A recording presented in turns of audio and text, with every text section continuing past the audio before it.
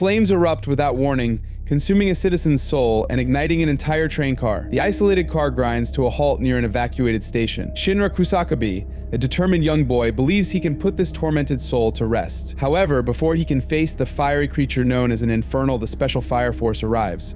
4 operatives from Special Fire Force Company 8 storm the station. Sister Iris solemnly begins a prayer for the lost soul while her comrades attack. A fire-extinguishing shell strikes first, followed by the captain's devastating core annihilating pile bunker. The Infernal fights back, but a second-generation pyrokinetic deflects its flames with expert precision. As Sister Iris concludes her prayer, the captain delivers the finishing blow, destroying the Infernal's core and returning it to the Great Flame. Shinra watches in awe until he spots a station speaker coming loose above Sister Iris. Instinct kicks in. Flames burst from his feet as he rockets across the station, grabbing her just in time.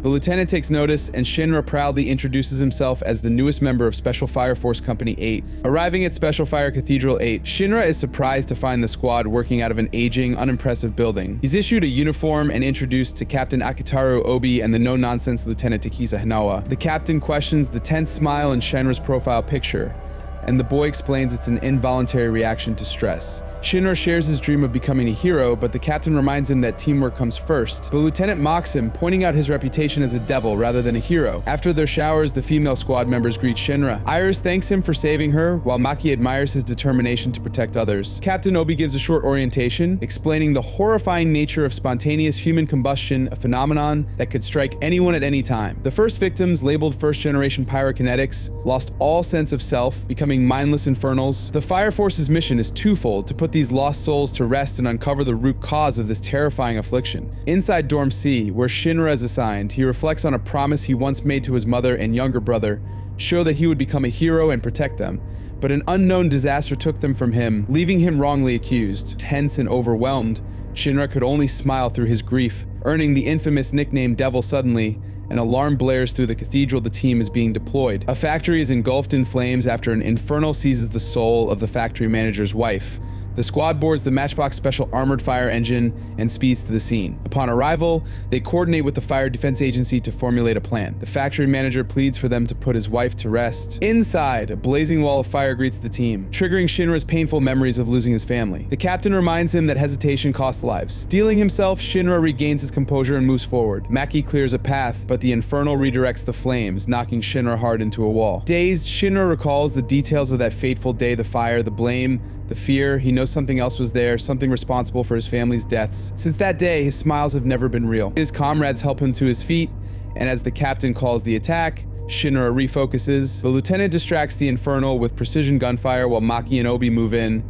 The creature counters, nearly engulfing Obi in flames, but Maki disperses the fire in time. Seizing the moment, the captain lands a devastating blow, sending the Infernal staggering. Shinra knows he failed to protect his family, but this time, he won't. Igniting his flames, he charges forward, his third-generation abilities allowing him to outmaneuver the Infernal. With one powerful kick, he destroys its core, ending the fight. Afterward, the factory manager tearfully thanks the team for granting his wife peace. The captain acknowledges Shinra's efforts, recognizing his first real step toward becoming a hero. A young blonde boy wielding a blade arrives at Special Fire Cathedral 8, boldly declaring it as his new castle. Inside, Captain Obi informs Shinra about the Rookie Fire Games, where he and another new recruit will represent Company 8 in the competition. Shinra soon crosses paths with the newcomer, Arthur Boyle, his longtime rival from the training academy. The two have never gotten along and immediately prepare to settle their grudge with a duel on the roof. However, their plan is derailed when they interrupt Maki and Iris, who are on break. Lieutenant Hanawa arrives and orders Maki to spar with the recruits to assess their skills before the Rookie Fire Games. Despite being only a second-generation pyrokinetic, Maki is a powerhouse. She effortlessly overwhelms Shinra,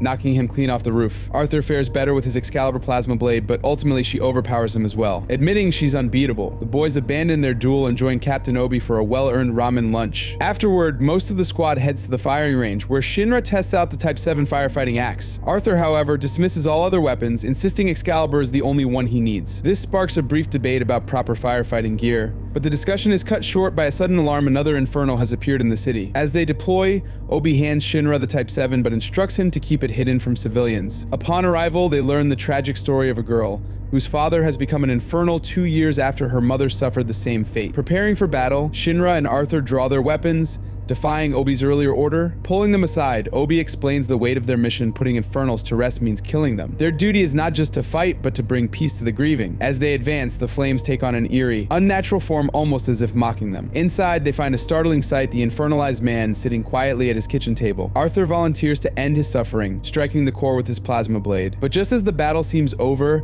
the house erupts in flames again. Obi senses an unseen force at play. Outside, a mysterious civilian watches, appearing to be the source of the flames. Meanwhile, Obi comforts the girl, telling her that her father's soul resisted the flames until the very end. He hands her a cherished family photo, offering a small solace amidst her grief. Back at the base that night, Shinra and Arthur, for once, managed to get along in their shared bunk. In a shadowy lab, a young, enigmatic scientist carefully collects ash into a tube. He speaks of a world ravaged by spontaneous human combustion. The relentless flames have twisted space itself, carving up continents and leaving nations in ruin. Most survivors have fled to the relatively stable Tokyo Empire, now divided into 8 districts. The Holy Soul Temple and Hajime Industries played key roles in developing Amaterasu, the thermal energy source that sustains Tokyo. The mysterious man from Shinra's second mission listens intently. He acknowledges that the scientist's ashes were effective in provoking the fire soldiers. The young scientist shifts the conversation to the 8th Company, noting that among them is a so-called devil, their leader. Akitaru Obi was twice promoted and twice demoted in his firefighting career, cast aside for valuing lives over orders. At the rookie fire soldier game site, Shinra encounters Tamaki Kotatsu, a 3rd-generation pyrokinetic from Company 1. He's also introduced to 119, the Fire Defense Agency's oddball mascots. Fire soldiers from every company prepare for the event, but Shinra spots a familiar face, a man from Company 1, someone present at the fire 12 years ago. Seizing the moment, Shinra introduces himself as a rookie from Company 8 and asks about that long-past tragedy. The man brushes him off, claiming no time for small talk. Tamaki scolds Shinra for being too forward with her captain. Undeterred, Shinra follows again, but the man insists he doesn't recall any fire from that long ago. He urges Shinra to focus on the competition as the event begins. The challenge is simple: navigate a burning building, rescue those in need, and subdue a mock infernal. The moment the starting signal sounds, Shinra propels himself to the rooftop with a burst of flames, diving inside. But instead of a fair competition, he finds an unsettling sight: all the other participants have been knocked out. A mysterious man with an eye patch stands before him. Joker. He smirks, declaring that with everyone else out of the way, no one can interfere with the devil's footprints. Then he asks, does Shinra truly want to know what happened 12 years ago? Shinra's priority is the injured crewmen, but Joker issues a chilling threat: he'll kill them if Shinra doesn't play along. Forced into action, Shinra flares up and demands answers. Joker agrees, but only if Shinra proves entertaining. A fierce battle erupts. Joker's mysterious ashes send Shinra reeling, overwhelming him. Yet the villain is impressed. Even now, Shinra grins. As a reward, Joker drops a bombshell: Shinra's brother Sho is alive. The revelation stirs doubt in Shinra's heart. Could the Fire Force be hiding something? Could Captain Burns of Company 1 know the truth? Joker extends an invitation to abandon this so-called heroism and seek the truth. Shinra refuses. He declares Joker under arrest for assaulting Fire Force members. They clash again,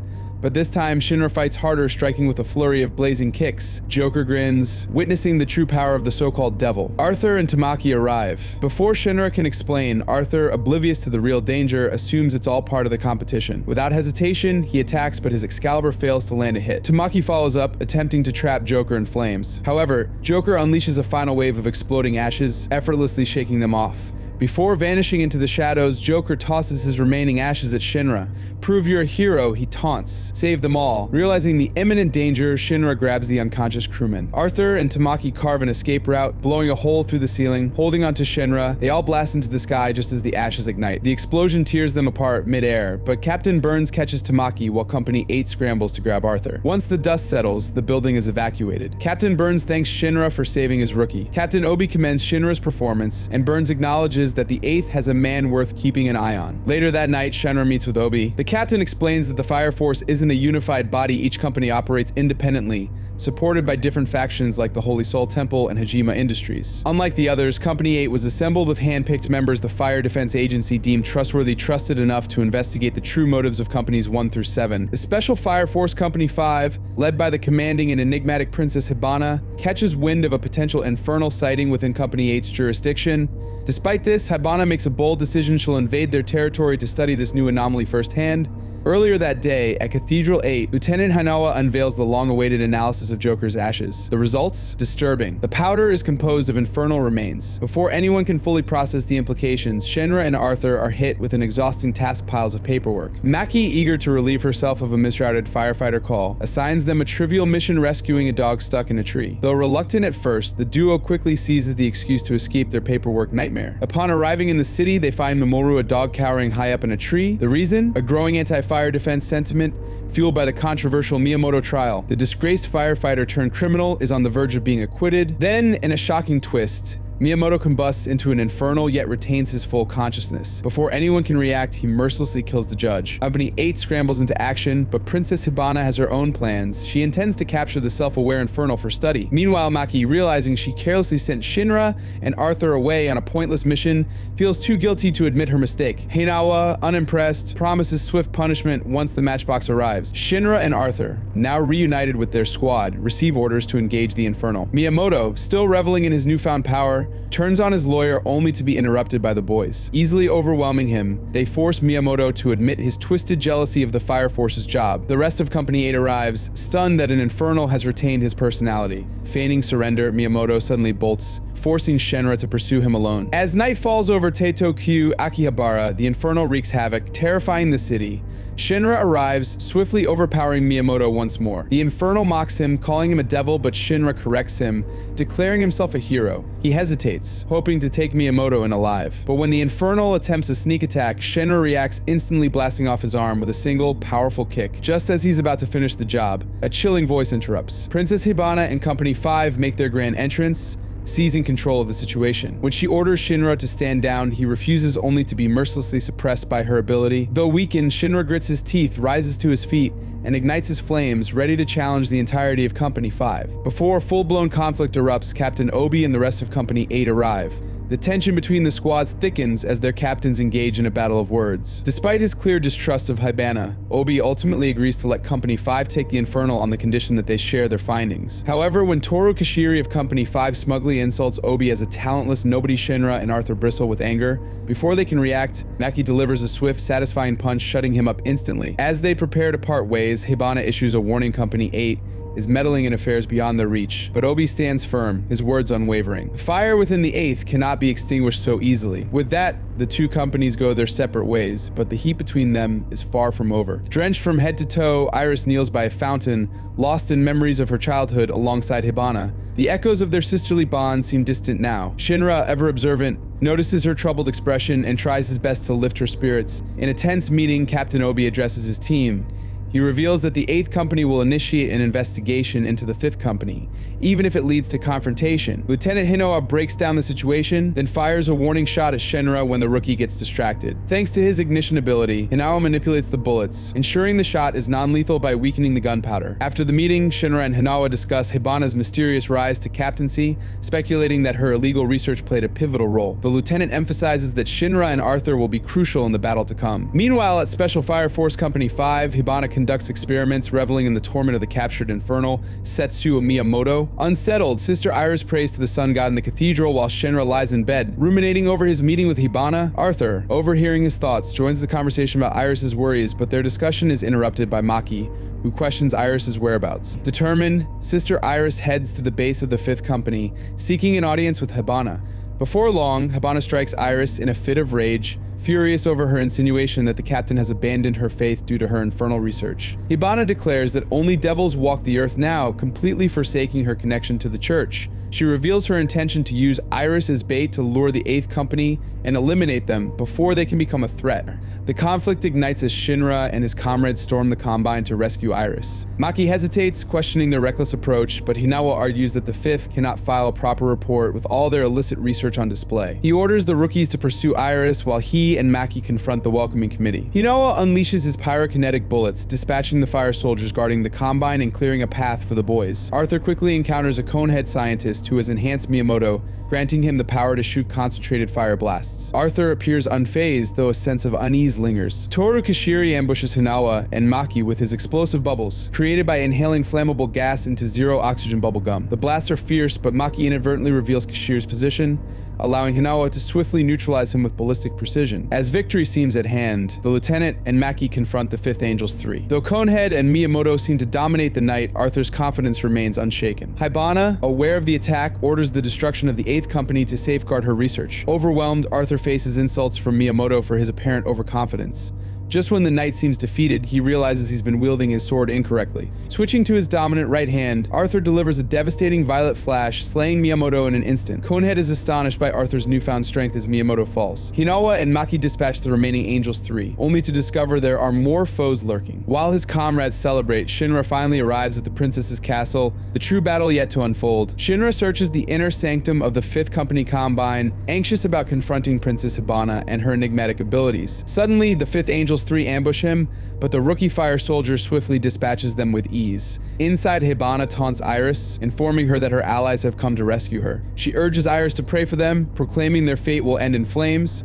Reminiscing about their childhood, Hibana reveals that all their female nuns perished in the fire, but she emerged with new powers. Standing on their ashes, she believes she can find happiness through her transformation. Iris counters that her former sister will never find true happiness this way, provoking Hibana to lash out with fire. Shinra bursts onto the scene, declaring himself a hero come to save Sister Iris, but Iris warns him to flee. Undeterred, Shinra stands firm against Hibana, who derisively calls him gravel before using her ignition ability to incapacitate him. Dizziness overwhelms him, and Hibana presses her foot onto his head, utilizing her heat syncope technique to envelop him in a special heat that cuts off blood flow to his brain. Struggling to regain his footing, Shinra insists the dizziness is just in his head. Hibana, surprised he can still stand, summons her red-hot flowers of fire, determined to destroy him regardless of his will to fight back. Defiantly, Shinra ignites his flames, asserting that she is mistaken if she believes victory is within her grasp. In the early exchanges, Shinra seems unsteady, barely able to fly. Hibana conjures her Sakura tree, demanding Iris and Shinra accept that no real gods or heroes exist in their world. Iris reminds Hibana of their childhood prayers in the convent, prompting Hibana to remember the tragic fire that claimed their friends and burned down the church. Shinra rises once more, asserting that Hibana is as much a victim of the flames as he is. The princess attempts to incinerate him with her Sakura blizzard, demanding he bow to her.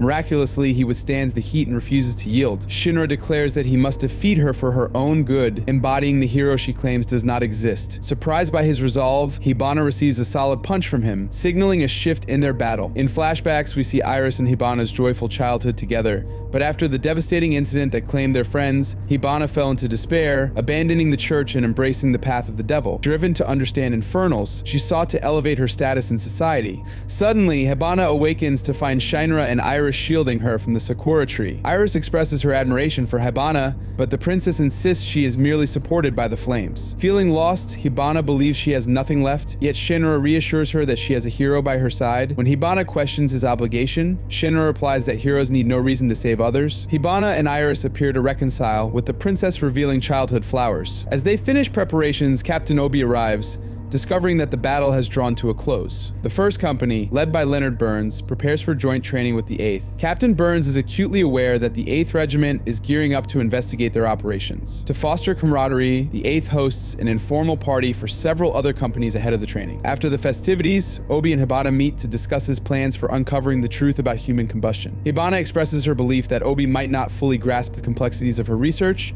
but she confides in him that her perspective has shifted due to Shinra's influence. She reveals there's someone orchestrating the phenomenon of human combustion, and they decide to join forces to seek justice against those igniting these fires. Obi gathers his subordinates to share his findings. All infernals exhibiting unusual behavior hail from the Shinjuku district, which falls under the First Company's jurisdiction. He proposes infiltrating the First District under the guise of a rookie reassignment training program. Shinra and Arthur are tasked with going undercover to investigate the people behind the artificial creation of infernals. Maki leads the duo to the Holy Soul Obelisk, the impressive headquarters of the First Company. Takeru Noto from the Second Company and Toru Kishiri from the Fifth join them as additional camouflage for their operation. Inside, Kareem Flam greets them with a scathing rebuke, but Shinra interprets it as mere redundancy. Kareem escorts them outside to meet Captain Burns and the other members of the First Company at the Grand Cathedral.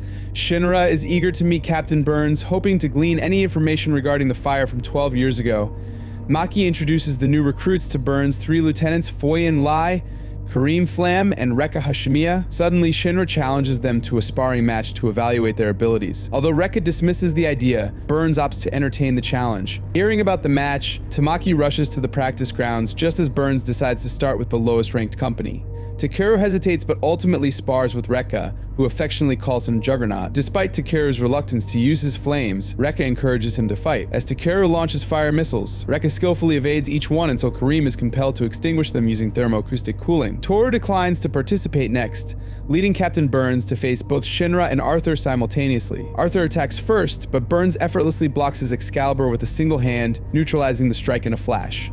Shinra follows suit, applying pressure with his flaming feet, yet he quickly realizes Burns is operating on an entirely different level of strength. As Burns inquires about Shinra's motivation to be a hero, he delivers a decisive defeat, leaving Shinra momentarily crushed. After the match, Captain Burns formally welcomes the new trainees, while Kareem reassures Shinra that they both performed admirably, indicating he'll take charge of their training moving forward. Amidst the swirling mist, a shadowy figure within the first company's ranks betrays their comrades.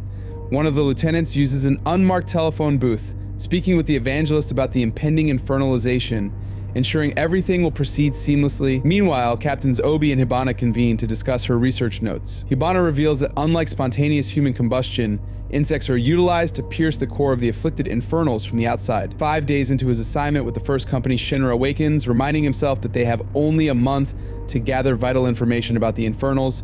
Lieutenant Hinao drops by for his daily visit, maintaining a watchful presence. Hinoa and Hibana exchange thoughts about the seemingly peaceful atmosphere within the first company, contrasting it with the suspicious nature of the fifth. They share concerns over the emergence of artificial infernals at isolated fire sites, which are exclusively accessible to fire soldiers. Hibana concludes that the first company is likely behind these sinister developments. During lunch, Takeru joins Shinra, Arthur, and Toru to discuss their motivations for becoming fire soldiers. Their conversation is interrupted when the fire alarms blare, and they quickly disperse to their assigned lieutenants. Arriving at the scene, the team responds swiftly to multiple reports of infernals appearing across the area. Kareem orders Shinra and Arthur to remain on standby, but Shinra detects an infernal presence. He witnesses a civilian transform into an infernal at the hands of another person. Fueled by determination, Shinra pursues the culprit, only to find Rekka and Kareem at the alley's end. Maintaining their undercover status, Shinra cautions Arthur to keep his mouth shut. Tamaki soon appears, confirming the infernal threat has been neutralized. Kareem instructs everyone to leave, and the rookies regroup in their room. Arthur suspects the lieutenants are involved, but Shinra insists they cannot yet determine friend from foe. He reveals he saw a fire soldier induce infernalization using an insect placed on the victim's back. Driven by urgency, they decide to investigate Kareem's room while Juggernaut distracts others. Arthur uses his mini Excalibur to break into Kareem's shelves, discovering one of the infernal insects and deducing Kareem's guilt. Just then, Kareem arrives, claiming he left the insect deliberately as a test due to their actions in the alley,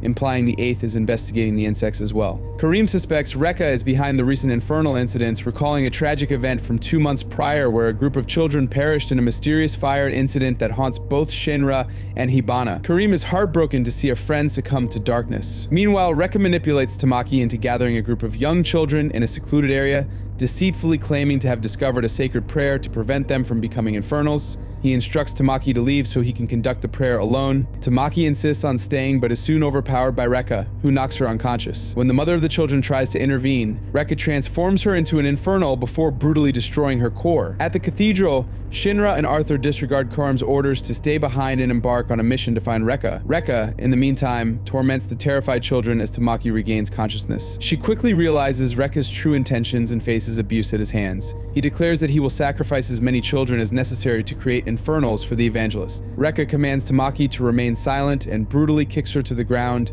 He seeks to create a pilot light, transforming one of the children into an infernal, prompting Shinra to sense the infernal's emergence as he soars through the sky. As the child burns, Rekka insists he can control the flames, determined to continue his sinister work with the rest of the children. Tamaki pleads with Rekka to stop, igniting her flames as a signal fire. She confronts him only to be brutally beaten by the man she once admired. As Rekka steps on her, he claims she was meant to take the fall for his crimes. Tamaki grapples with her regret over her feelings toward the lieutenant, who seeks to kill her with his flaming fists. Noticing Tamaki's distress signal, Shinra flies to her location. The devil descends, landing a powerful stomp on Rekka's face, intensifying the heat beneath his foot until the ground crumbles around him, trapping the traitor. Shinra turns to Tamaki, asking if she's alright, but all she can do is cry in response. Rekka unleashes his fury on Tamaki, shattering the admiration she once held for him. Memories flood her mind of his enthusiasm during a past mission, a time when she looked up to him as a hero. Now that same lieutenant is intent on killing her and transforming innocent children into infernals. Just as despair begins to set in, Shinra bursts onto the scene, using his fiery foot to stomp Rekka's face into the ground. Rekka quickly recovers, anger flashing in his eyes as he warns Shinra not to interfere. With a swift strike, he delivers his starfist jab and the two engage in a fierce battle. As they clash, Rekka observes that his insect is irresistibly drawn to Shinra's flames, recognizing the purity of his Adala burst. Rekka reveals his twisted motive for transforming children into infernals to find someone compatible with the Adala burst. The realization strikes Shinra hard these sacrifices have affected both his life and Hibana's. In a cruel display of power, Rekka scorches Tamaki's clothes, showcasing his fire's intensity. However, Shinra stands firm, confident that his ignition ability is evenly matched against Rekka's formidable flames. Determined to leverage his speed and agility, Shinra decides to take their battle to the skies. He expertly maneuvers through the air, outpacing Rekka until he lands a decisive axe kick, sending the traitor's face crashing back into the pavement. With Rekka down, Tamaki ensures the safety of the children, her heart racing as she takes in the chaos around them. Exhausted, Shinra demands that Rekka surrender without further resistance. But the deranged lieutenant defiantly proclaims that he will not allow compatible children to escape, vowing to do whatever it takes to serve the evangelist. When Shinra presses for Rekka's true intentions, the traitor reveals his twisted vision to ignite the flames of humanity and transform the world into a second sun. As Tamaki prepares to lead the children to safety, Rekka readies himself to stop them, intending to brainwash them for the evangelist's cause. Despite his fatigue, he attempts to unleash his flames, threatening the lives of everyone present. Just then, Kareem intervenes, using his powers to freeze Rekka in place, thwarting his plans. Foy and Lai arrives, and the two discuss the unsettling possibility that a powerful organization is orchestrating these events from the shadows. The tension rises when, out of nowhere, Rekka is pierced by a flaming arrow, swiftly extinguishing his life. Two figures in white robes, sniping from a distant rooftop, continue their assault, targeting the remaining fire soldiers. One shot severs Foyen's arms, sending shockwaves through the group. Reacting quickly, Shinra creates a smokescreen, allowing him to pinpoint the enemy's location from a nearby window. Tamaki marks the targets with her flames, and Kareem utilizes his ice to obscure their view. Realizing they've been discovered, the mysterious assailants retreat into the shadows. As everyone regroups, Kareem drapes his robe over Tamaki, shielding her from exposure and reminding her to be better prepared to prevent further casualties among the children. Kareem reflects on Rekka's descent into evil, expressing his belief that he wasn't always this way. Shinra, troubled by the memories of his brother's involvement with the evangelist, resolves that Rekka has been manipulated and exploited for his abilities. United in their purpose, Shinra and Kareem agree to join forces in pursuit of the evangelist, determined to uncover the truth behind the darkness consuming their comrades. The Emperor summons a crucial meeting, calling together all captains from every Fire Force company. Tension fills the air, with Hibana playfully baiting Shinra, much to Obi's annoyance. The office buzzes with energy, and Tamaki's presence adds a lively spark to the mix. Shinra and Tamaki walk alongside Lieutenant Hinawa, Captain Hibana, and Captain Obi as they head toward the Central Conference. This gathering marks the first time the captains have convened during Obi's tenure, emphasizing the meeting's gravity. They need Shinra's intel on the enigmatic White-clad organization and the sinister evangelist. The agenda is clear: strategize how to confront the evangelist, the White-clad, and the threat of man-made infernals. As they make their way to Central, they pass the colossal Amaterasu power plant, the lifeblood of the Tokyo Empire. Kareem greets them at the entrance, expressing his desire to collaborate with the 8th to uncover the truth about Rekka. While everyone else enters, a shadowy figure, Dr. Giovanni, lurks in the background, questioning Hibana's true allegiances. Inside the meeting room, all captains gather, including the elusive Benimaru Shinran from the 7th, known as the mightiest fire soldier. As the Emperor enters, everyone folds their hands in prayer, save for the rebellious 7th. The emergency conference kicks off, and the Emperor demands that each company rally to bring down the evangelist. Tensions flare when Benimaru shows blatant disrespect, prompting the 2nd captain to demand an apology. Proudly proclaiming himself a proto-nationalist, Benimaru declares that the 7th will act independently, defiantly leaving the meeting without pledging loyalty to the Empire or the Great Sol. The Emperor continues to outline their strategy against the evangelist, while Joker eavesdrops from outside, his intentions unclear. Turning to Shinra, the Emperor explains the significance of his Adala burst, a pure flame the evangelist covets, as revealed by Dr. Giovanni, who believes that acquiring multiple Adala bursts is their goal. Dr. Giovanni proposes that Shinra be kept under lock and key for safety, but Hibana and Obi step up, vowing to protect him. After the meeting concludes, Obi heads back to the 8th, while Shinra takes it upon himself to visit the Amaterasu power plant alone. At the power plant, Joker confronts Shinra, reiterating that the Adula burst is a sacred flame. He claims he doesn't wish to fight, instead offering Shinra a reward for his pursuit of truth. In a shocking revelation, Joker discloses that Shokusakabe, Shinra's brother, commands the Knights of the Ashen Flame under the Evangelist's banner. Just as Shinra attempts to dig deeper, Joker vanishes, leaving him with more questions than answers. Returning to the 8th headquarters, Shinra finds Lieutenant Hinawa assigning a daunting task combing through hundreds of documents detailing the Evangelist and the White-clad organization. Amidst the overwhelming information, Arthur's antics cause his brain to short-circuit, providing comic relief in the serious atmosphere. Shinra struggles with the weight of the news, processing the implications of his brother's involvement. That evening, they take a break for dinner. Shinra and Hinawa team up in the kitchen, where the lieutenant reassures him that he can always confide in him. As they share a meal, Shinra opens up about his encounter with Joker and the shocking news about Sho. To his relief, his comrades rally around him, expressing their unwavering support for his mission to confront the Evangelist and rescue his brother. Meanwhile, in a clandestine meeting of the Knights of the Ashen Flame, Shokusakabe sits, an all too familiar smile creeping across his face, hinting at the dark path that lies ahead. The 8th Company gathers, poring over reports that may connect to the elusive white-clad organization. Obi seizes the moment to ask Lieutenant Hinawa to recount the origins of Special Fire Force Company 8, a tale that delves into the very heart of their mission. In the solar year 195, a young Takisa served in the Tokyo Imperial Armed Forces at the Yokota base. He was friends with Maki and Tojo, but he didn't initially see Maki's potential, viewing her merely as the daughter of General O's. Tojo, ever the optimist, tried to lighten Hinawa's demeanor, insisting he wasn't as cold-hearted as he believed. But that night, tragedy struck when Tojo suddenly infernalized. Overcome with grief, Hinawa couldn't bring himself to shoot his friend as he transformed. The next day, he received Tojo's baptized gun, a heavy reminder of his past, and wandered through the city, witnessing a firefighting scene. At that time, Obi was a firefighter, disillusioned by the ruthless methods of the fire soldiers. The 3rd Company prioritized infernals based on points, lacking compassion for the living. Hinawa watched as Obi attempted to console the grieving family of a victim, promising to lay their loved one to rest himself. Hinawa introduced himself, and in a moment of unity, a firefighter and a soldier defy Fire Force protocols to confront the infernal together. He revealed his disbelief in Soul, explaining that he couldn't shoot Tojo with an unbaptized gun. Obi echoed the sentiment, asserting that caring for the dying infernal transcended the tenets of their faith, that baptisms and prayers were simply a means to soothe souls. After Obi dispatched the infernal with a prayer, the two men resolved to establish their own special fire force company, dedicated to unraveling the mysteries behind infernals and spontaneous human combustion. 2 years later, their vision became reality as they received permission to form the 8th Company, setting up base in a dilapidated cathedral. Maki, a brilliant recruit, became their first addition. Returning to the present, Maki beams at the story, and Obi reminds the team that the 8th's beliefs remain steadfast.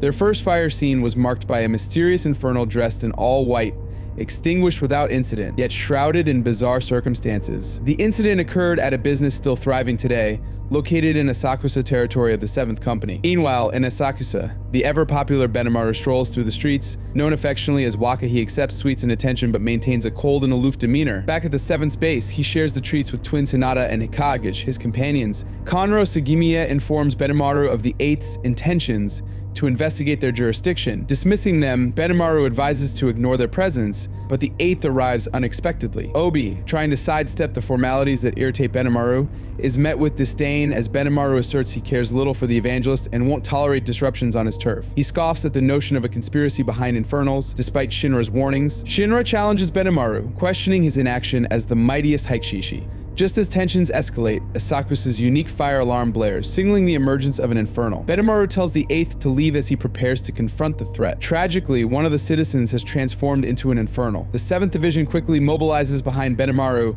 commencing their festival using the Matoi ignited by Benimaru. They launch an assault on the infernal, resulting in the destruction of several homes. Waka demonstrates his prowess, showcasing his ability to wield both 2nd and 3rd generation powers, as the grateful people of Asakusa rally behind him. In the aftermath, the destroyed homes stand as offerings to keep the plague at bay. In a world where many seek a place to die, the people of Asakusa look to Benimaru, their demolition king, to grant them the peace they seek. Following Kantaro's poignant funeral, the 8th Company observes Asakusa's distinct approach to mourning. The community honors their dead with a vibrant festival, a testament to their resilience. Benimaru takes charge, commanding his men to repair the homes that were destroyed while sheltering those who lost their residences.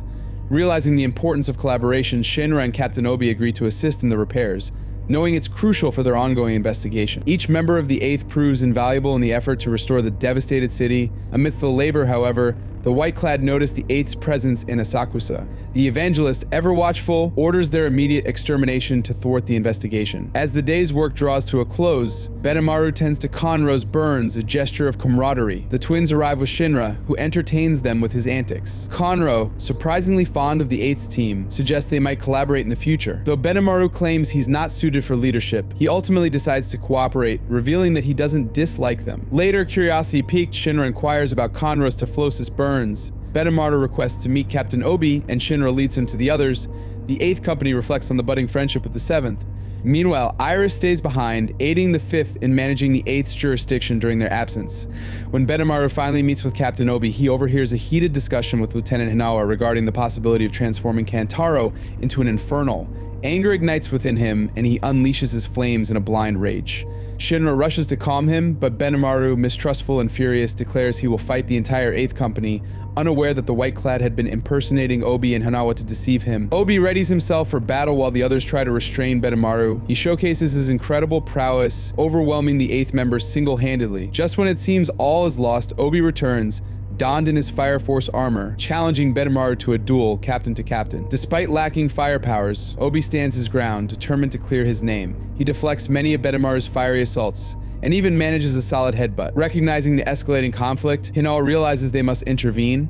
Conroe steps in, calming Benimaru before he can unleash another devastating attack. The tension breaks as they retreat to the guardhouse, where they uncover the startling truth: the Obi who ordered Shinra to fetch Benimaru might not have been the genuine article. Determined to get to the bottom of this deception, Benimaru departs to investigate.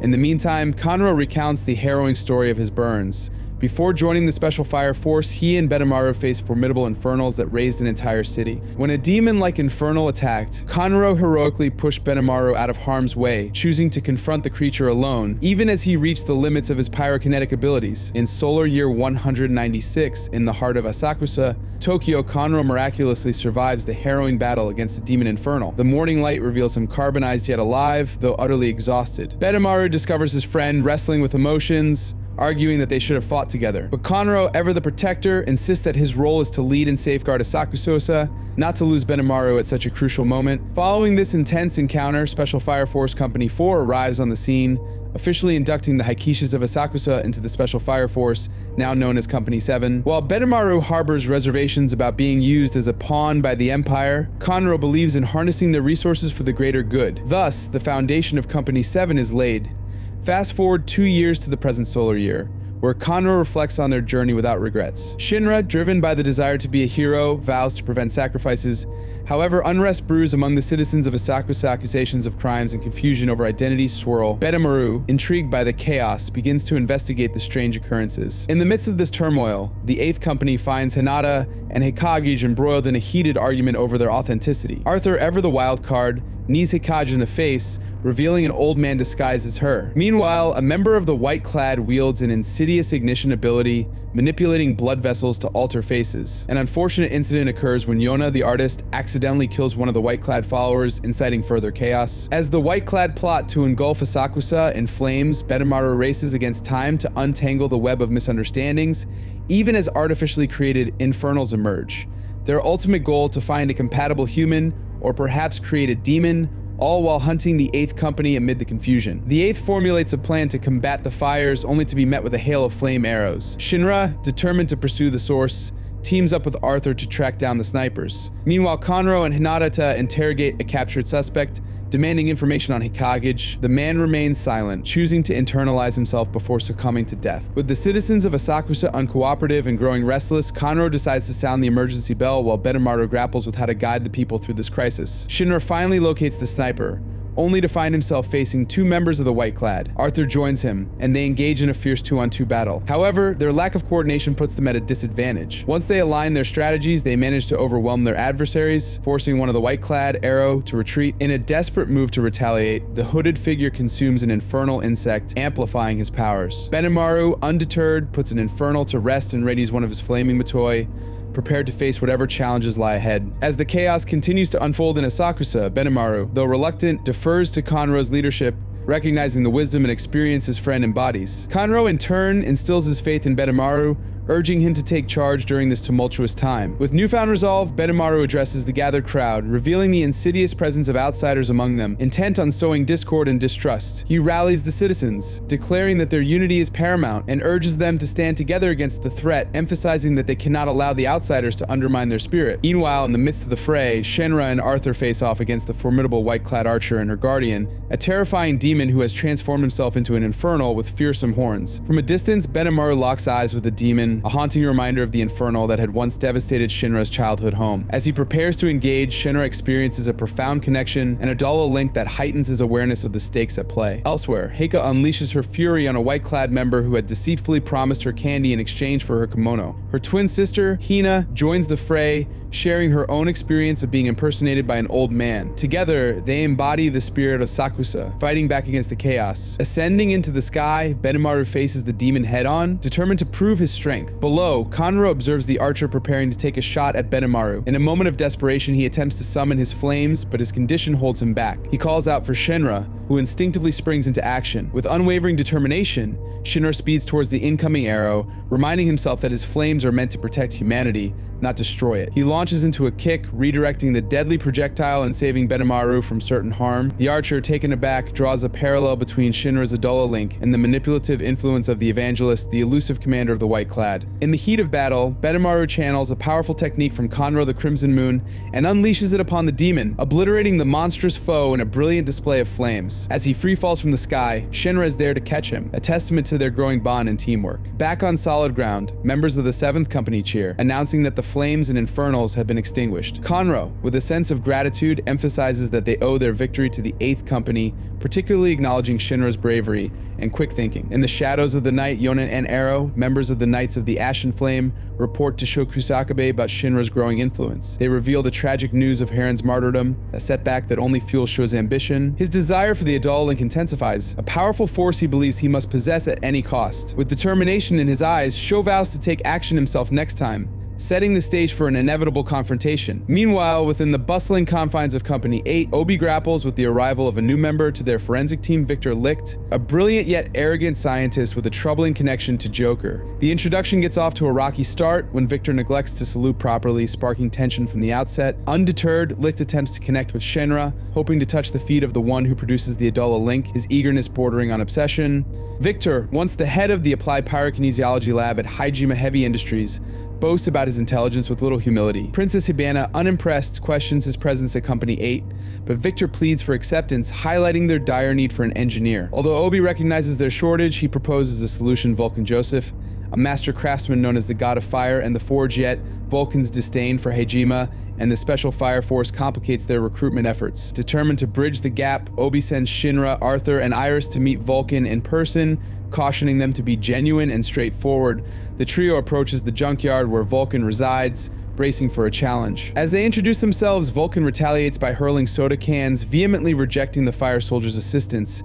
However, his apprentice, Yu, intrigued yet cautious, agrees to hear them out, hinting at the deeper animosities behind Vulcan's hostility. Inside Vulcan's chaotic workshop, they witness his unique approach to machinery. He swings his wrenches with rhythmic precision, treating them like drumsticks before unleashing a kick of frustration at a malfunctioning machine. The encounter takes a turn as Giovanni, the 3rd Company captain, arrives, revealing a sinister motive behind the disruption of Vulcan's supply line. The accusations fly as Vulcan confronts Giovanni, claiming responsibility for the tragic fates of his father and grandfather, both lost to infernals. In the midst of this confrontation, Shinra steps forward, offering Company 8's support. Iris, in her usual clumsy manner, accidentally presses buttons on Vulcan's machines, lightening the atmosphere and earning a begrudging smile from the reluctant engineer. As Vulcan unveils a machine that projects images of long-extinct animals, creatures he dreams of resurrecting, the weight of his past becomes evident. Lisa, the young girl he has taken under his wing after losing her parents to an infernal, adds a personal touch to Vulcan's tragic story, revealing the intertwined fates of their families. As Vulcan reveals the pain of his family's legacy,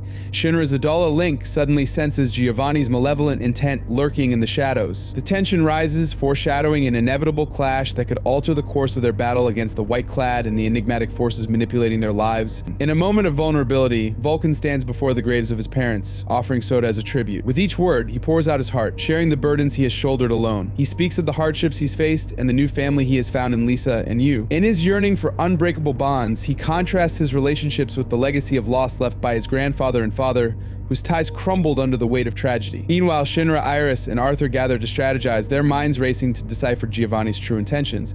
The air thickens with urgency as Shinra resolves to track down Giovanni, while Arthur takes it upon himself to protect those they care for. He feels the pressure mounting as they realize the impending threat that looms over them. As Arthur approaches Vulcan to share the ominous news, Vulcan struggles to comprehend that his concerns about Heijima align with those of Company 8. Yu's sharp gaze suddenly diverts their attention to the white-clad gathering outside, a clear indication that trouble is brewing. Without warning, Giovanni strikes. He attacks Shinra from the shadows, using wire-controlled fists to incapacitate him.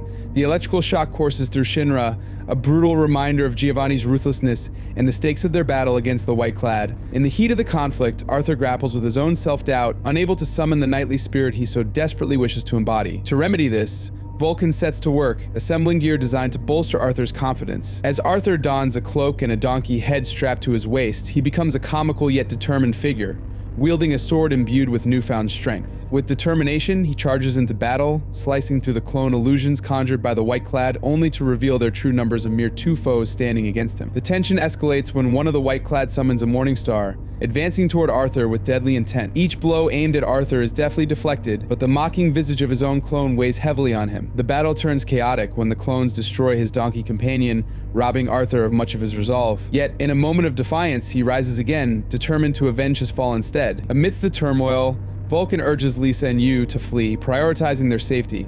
But their loyalty runs deep, they refuse to abandon him. In a shocking twist, Lisa turns against Vulcan and Yu, knocking them down in a betrayal that cuts deep. Giovanni storms in, his demand for the key to Amaterasu ringing in the air. In a calculated move, he shoots Yu, a ruthless tactic to extract the information he craves. As Vulcan pleads ignorance about the key's whereabouts, Giovanni's fury erupts. He unleashes a barrage of blows, each strike resonating with the pain of Vulcan's shattered dreams, as he destroys the projector that held his visions of a brighter future. The clash of loyalties, the weight of betrayal, and the desperate struggle for survival intertwine, setting the stage for a confrontation that will test the very foundations of their bonds. In a tense standoff, Hibana reveals her cunning as she admits to planting a bug on Iris. The whispers of secrets exchanged behind closed doors fill the air as she swiftly unties Shinra, urging him to rush back to Vulcan's workshop. But the danger is palpable. Giovanni has unearthed the key hidden within the very projector he shattered in his rage. As Shinra bursts onto the scene, a clash of fire and fury ensues. Lisa, engulfed in flames that react magnetically to life, targets Shinra,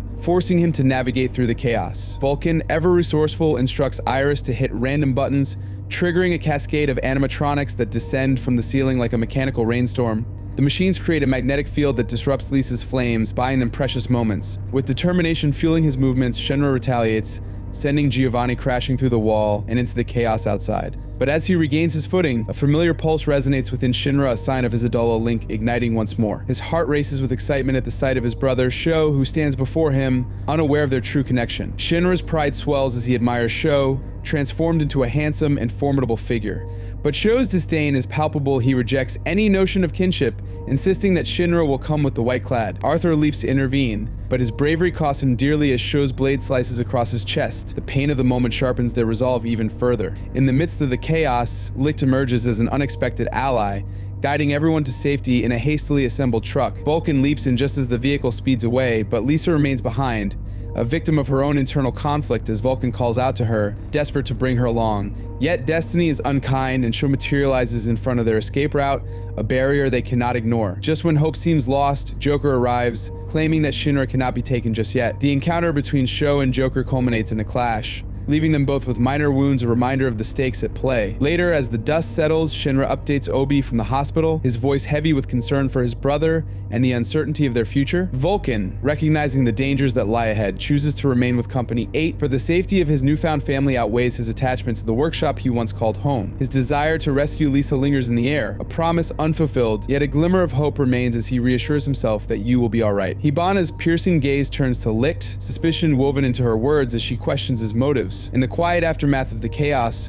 Shinra steels himself with a vow made long ago to protect his little brother, igniting a fierce determination within. Vulcan, seated at dinner with Company 8, witnesses their camaraderie, a warmth that surprises him. It is nothing like the image he held of the fire force, a family forged in the flames of adversity.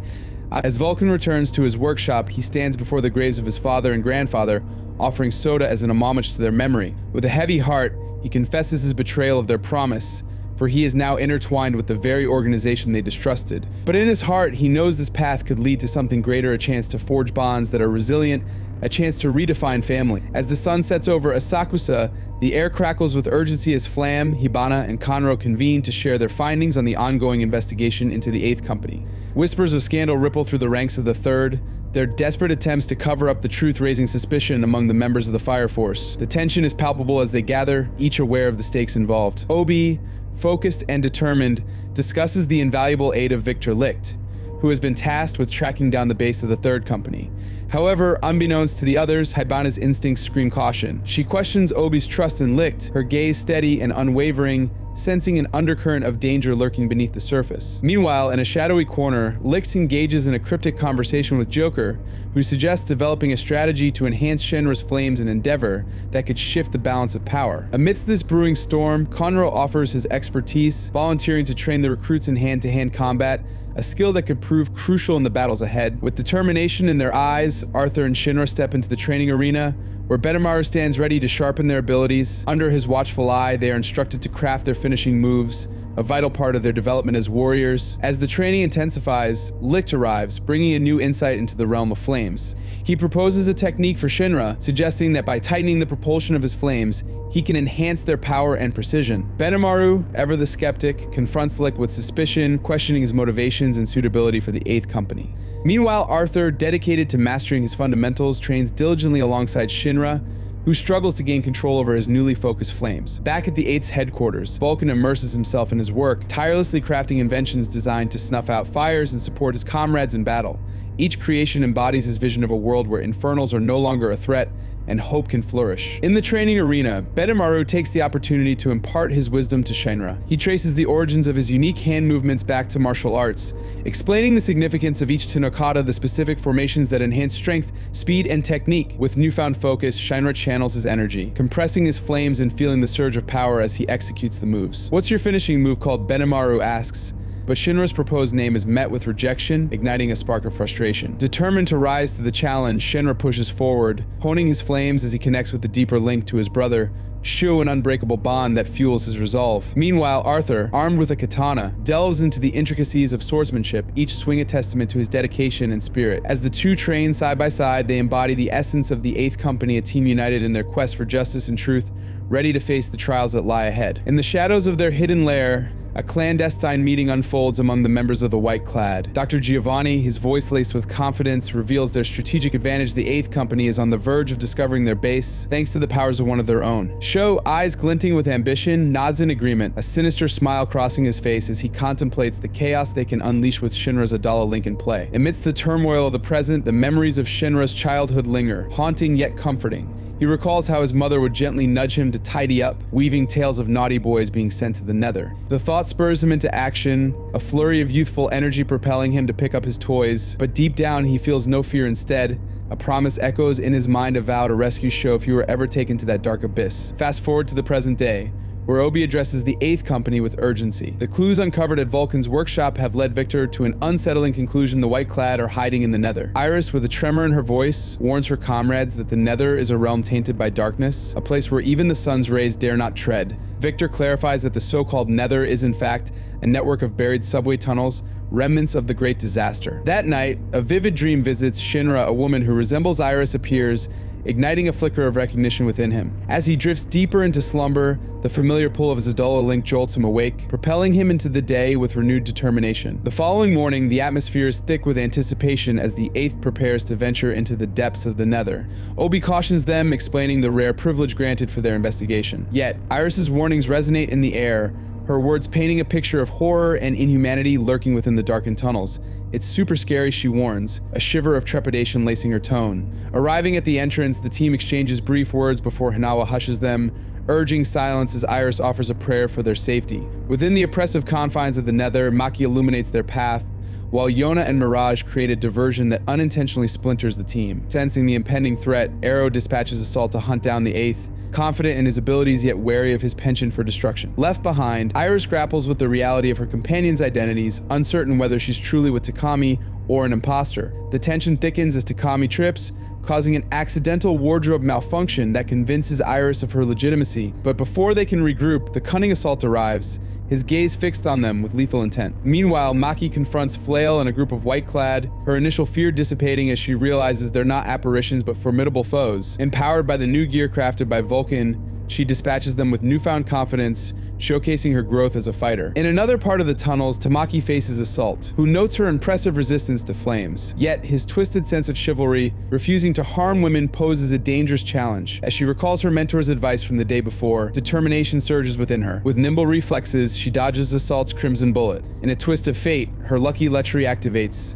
inadvertently distracting Assault just long enough for Iris to swing a metal pipe and land a decisive blow. The two girls stand triumphant over their fallen foe, a testament to their strength and resilience. In that moment, they embrace the thrill of victory, proud of their ability to defend themselves and each other in the face of overwhelming odds. In the heart of the Nether, tension crackles as Hanawa faces off against Arrow, their destinies entwined in this relentless battle. As the chaos unfolds, Lich finds himself ensnared by a white-clad, a pawn in a sinister game aimed at luring Shinra into their trap. But with a fierce resolve, Shinra unleashes his rapid move, shattering Lich's bonds and igniting the fight for survival. Meanwhile, Hanawa and Arrow engage in a deadly dance, each seeking to outsmart the other. As Hanawa darts through the decaying remnants of an abandoned train, Arrow capitalizes on his movement, locking him inside to rain down her unrelenting fire. In this moment of confinement, they exchange their philosophies, the air heavy with the weight of their convictions. Arrow's voice cuts through the din of battle as she questions Hanawa's motivations, wondering why he continues to fight when emotions only bring exhaustion. "Because I'm fired up," he retorts, determination fueling his every move. With renewed vigor, Hanawa draws his shotgun, a weapon so powerful it demands a barrel replacement after each shot. And observing white-clad likens their confrontation to a shootout between titanic forces. Yet, as fatigue seeps into Hanawa's bones, he reflects on the fragility of their company, realizing he cannot abandon Obi to shoulder the burden alone. Summoning every ounce of strength, he uses Arrow's own flames against her,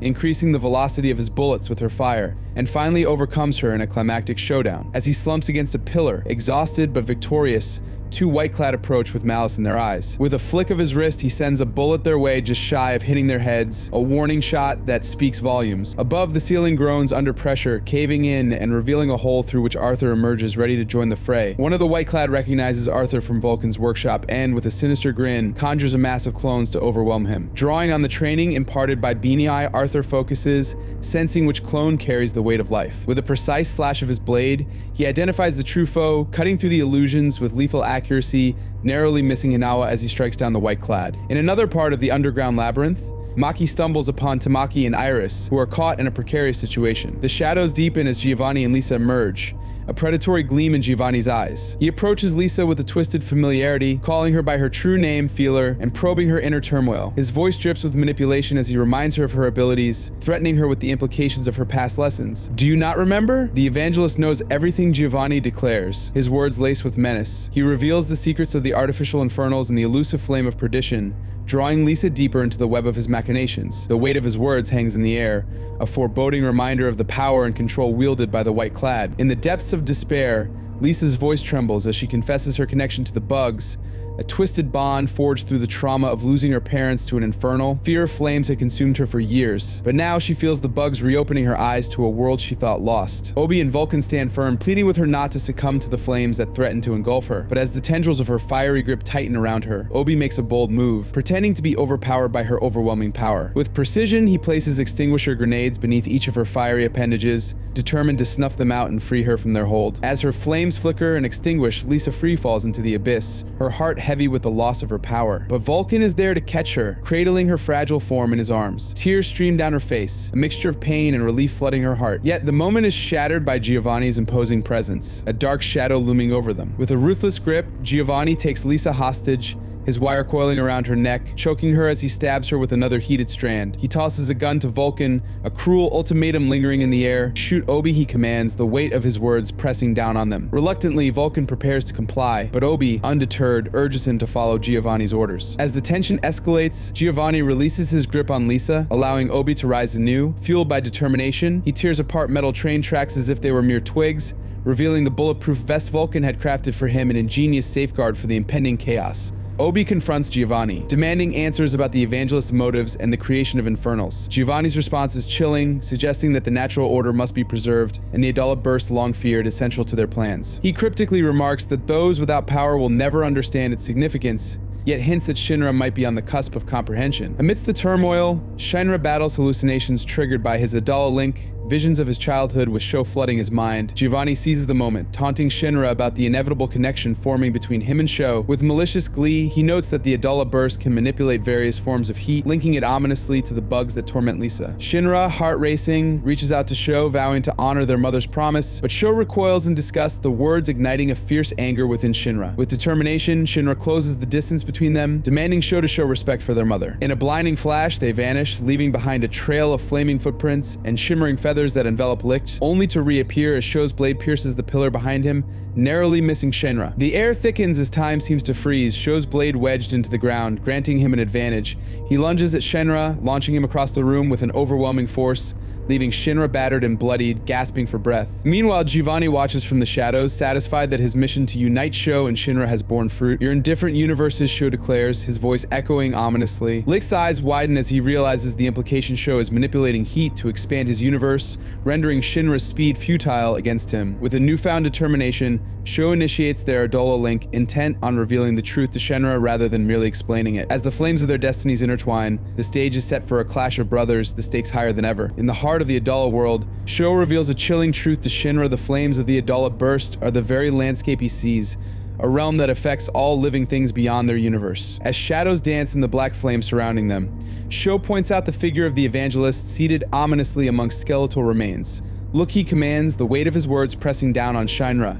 When Shinra accuses the evangelist of using Sho for human combustion, the Adala world shatters around them, pulling them back to the harsh reality of their battle. Licht, ever the observer, clarifies the gravity of their situation. Sho's flames draw from the expansion of the universe itself, granting him the power to stop time. Yet, even faced with insurmountable odds, Shinra refuses to back down. Each blow from Sho lands with brutal precision, but Shinra brushes off the pain, his resolve unwavering. "Why can't you just be nice and call me Big Brother?" he pleads, chasing after Sho like it's a game of tag, only to be sent crashing into a pillar once again. "You're such a stuck-up brat for breaking the rules." In a moment of anguish, Shinra subconsciously forces a connection with Sho, recalling a cherished memory of their childhood, him trying to engage with an infant Sho, laughter echoing in the air. Amidst that memory, his flames nick Sho's cheek, igniting a spark of recognition. It dawns on Shinra that Sho's overwhelming power stems from his connection to the Adala world, and he wonders if he too can wield that power to his advantage. But the battle takes a dark turn as Sho slashes at Shinra, a cut that threatens to sever the very fabric of their existence. Time is limited, and Shinra grapples with his emotions, determined to be the one who exerts his feelings onto others, rather than merely feeling them. Blown away time and again, Shinra approaches Sho with unyielding determination. "You being alive means everything to me," he declares, his voice steady despite the turmoil. He knows that to Sho he's just a stranger, but he refuses to let that stop him. With renewed vigor, he charges at his brother, a flame of hope igniting within him. As Sho freezes time once more, Shinra seemingly vanishes from sight. When time resumes, he collides violently with a pillar, unable to harness his newfound abilities. "How could you disappear?" Sho demands, confusion etched on his face. "I'm just trying to go faster," Shinra replies, an unshakable grin spreading across his face, fueled by his desire to reunite with his brother. Licht watches in awe, contemplating Shinra's erratic movements. Is he moving so fast that he's breaking apart? It strikes him that Shinra might unknowingly be forming a black hole, a force capable of obliterating everything in existence. When Sho freezes time yet again, Shinra, defying the odds, phases through the stillness and lands a hit on his brother. A white-clad onlooker from the shadows murmurs in disbelief, witnessing the birth of a fourth generation. But as Shinra collapses, coughing up blood, Licht shouts a warning: if Shinra overheats while rewinding time, it could be fatal. Yet in that moment of chaos, Shinra's grin only widens, radiating genuine happiness. "I'm just glad to be with you again, brother," he thinks, a bittersweet determination coursing through him. The battle is far from over, but the bond of brotherhood reignites a flicker of hope amidst the flames. Shinra stands his ground, memories flooding back like an unstoppable tide. His promise to their mother is everything, and seeing Sho in his current state feels different. He recalls the torment of his school days when he was bullied and labeled the devil the boy who killed his family. That fire, the origin of his nervous tic, a constant grin etched on his face. Before the fire, he and Sho could smile without a care. As Sho struggles with his own turmoil, flashes of the past ignite in his mind, the evangelist's chilling presence, amidst the flames as a baby. He remembers a simpler time when a newspaper blew over him in his cradle and Shinra was there, reaching out to help. The weight of those memories overwhelmed Sho, and tears streamed down his face. Shinra closes the distance, pulling Sho into a warm embrace, apologizing for leaving him in the dark for so long. But as the aftershock of Sho's blade piercing his chest surges through him, Shinra collapses, urgency spilling from his lips, insisting this isn't Sho's fault. From the shadows, Hame emerges, her voice dripping with disdain, mocking Shinra's inability to control his powers. She announces the plan to kickstart the Great Cataclysm again with the Adola bursts. The revelation hits Sho hard as he demands to know what happened 12 years ago, but Hame merely taunts him to beat it out of her. Sho attempts to stop time, only to discover that his Adola link has been severed. Hame manipulates electricity, forcing him to step back. Just then, Hinawa fires at her, and Arthur charges in, aiming for her head. But Hame deflects the attack, positioning herself between Shinra and her potential threats. She readies to unleash her electricity on Arthur, but his plasma blade disrupts her abilities. In the chaos, Obi seizes the moment, trying to collapse a nearby pillar onto Hame. But the earth begins to quake, the rumble intensifying as Hame escapes with Sho, exclaiming that this disaster is the evangelist's doing. With their hands tied, the 8th Company is forced to retreat, desperately carrying the injured Shinra to Kyoko Huang. As Kyoko uses her healing abilities, the tension hangs thick in the air. While Shinra is undergoing treatment, Hinawa receives his own patch-up, Lich busies himself with investigations, Vulcan stands by Lisa's side, and Iris quietly steps away to pray. The operation is tense but successful, though Kyoko estimates Shinra won't awaken for several days. Finally, the darkness of unconsciousness fades and Shinra stirs, a relentless hunger gnawing at him, yet his thoughts fixate on one person, his brother. Moments later, Burns arrives calm and composed, offering Shinra rice, a peace offering of sorts. But the tension escalates as Burns hints at the fire from 12 years ago, the very event he had previously denied remembering. Shinra's expression hardens, betrayal bubbling to the surface as he realizes Burns knew about the fire all along. The air crackles with unresolved tension, setting the stage for a confrontation that could shatter their fragile trust. Vulcan makes an earnest attempt to engage Shinra in conversation, but Shinra remains distant, offering only curt replies. Sensing the weight on Shinra's mind, Vulcan acknowledges his brother's presence in Shinra's thoughts, reminding him that he's not alone. With a lighthearted jab, he urges Shinra not to overthink things, quipping that deep thinking isn't his strong suit. Despite the levity, Shinra returns to the 8th, carrying the burden of his thought. In a tense encounter, Burns faces Shinra, revealing that his power is a tremendous amount of heat energy that significantly enhances his physical abilities. He challenges Shinra, stating that he will only share the truth if Shinra can prove he's not weak. In a burst of determination, Shinra breaks through Burns' formidable force field, landing a solid hit on his arm. Finally, Burns relents,